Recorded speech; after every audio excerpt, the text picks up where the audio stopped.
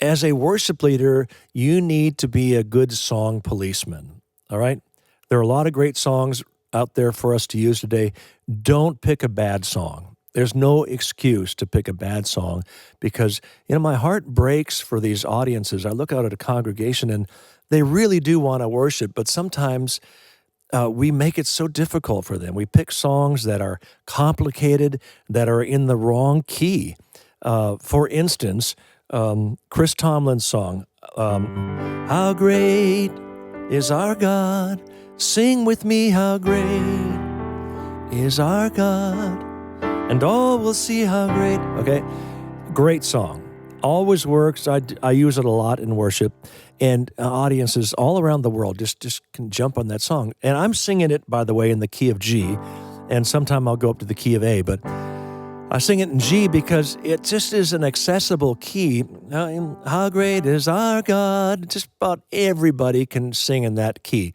But Chris Tomlin does this in the key of C. How great is our God? Sing with me, how great. I mean, it works if you're at a passion conference and there are 15,000 screaming young people.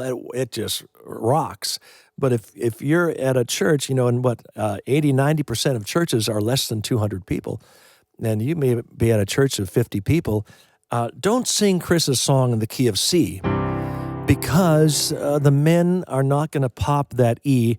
Sing with me, how great. Same goes through for hymns. A lot of the hymns that we sing, they're written for soprano, alto, tenor, and bass, 4 parts. But nowadays, people don't read music that much, so everybody's singing the melody, and the melody, which is written for the sopranos, is just too high for most guys. So they just don't sing those high hymns, but the hymns are written in those high keys. So a lot of times, I'll drop a hymn down by 1/3 at least, so people can get their arms around it. And it can be in a key where everybody can sing the melody. So analyze your keys. If you're kind of keeping things in the range of about a C to C, that's great. You're kind of driving down the common man's road there. If you start getting above a middle C, it's going to be, people are going to start pinching and you get up to a D or a E. If you get up to an F, forget about it. The guys aren't going to sing it, I don't think.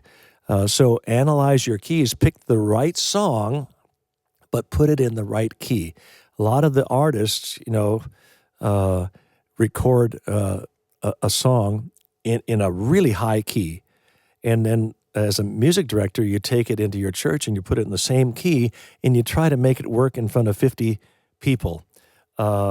It's not going to work. And you walk away thinking, gosh, I thought that was a great song. It is a great song, but you just put it in the wrong key, all right?